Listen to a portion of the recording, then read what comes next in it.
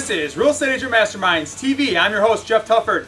Let's get started. Here's a real quick note. In case you haven't heard, Fannie Mae is supposedly going to streamline the process of their short sale approval. And they are not going to require lates, if you can believe that. No lates required.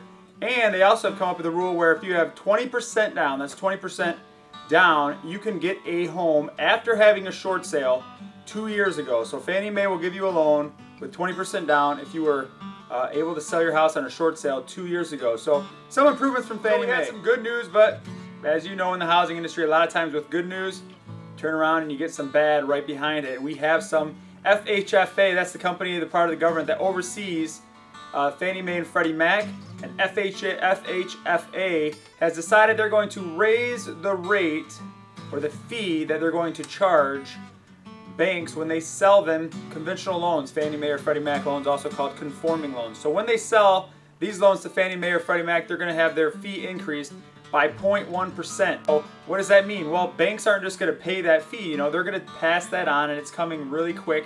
They're going to pass that on to their customers. So starting October 1st, if a customer's locking an interest rate for 30 days, they're going to have that affecting their rate. So it's 0.1% up on the rate. And why are they doing this? Do they need the money? No, they made a ton of money recently, the last time they reported their earnings. What they're doing this for is because they said they want to put it in line with what the market will bear. Translation? Because people will pay it. You know, they need a loan, so they're going to do it anyway. That's their whole reason, because people will pay it. So thank you, government, for making it a little more difficult for people to buy homes. All right, the main story today is, can you, and if you can, how hard is it to finance another home? You already own a home, you want to go buy another one. Now, realtors, you know this is somewhat of a questionable topic because a lot of people are giving misinformation out there. I've had people tell me, I really need to sell my house. What's it going to do to my credit if I do a short sale? And I say, well, why don't you buy your other house first? Well, you can't own two houses. Oh, you can't. That's news to me. I'm a mortgage professional who's been in the business for 10 years. You can't buy a second home, another home, when you already own one? Well, no, this other lender told me this. My realtor told me this. Realtors are turning down business, telling people, well, I'm sorry, if you already own a home, you can't buy another. And sometimes I hear realtors say, well, you have to have 20% down to buy a home. I just had this happen to me 2 days ago where a realtor said, yeah, they don't have 20% down to buy another home. You don't need 20% down. All right, let me give you the rundown here. Conventional loan, you do not need 20%. You only need 3 or 5% down, depending on your credit score. And they will let you buy a home as long as you can demonstrate that it's going to be your primary residence.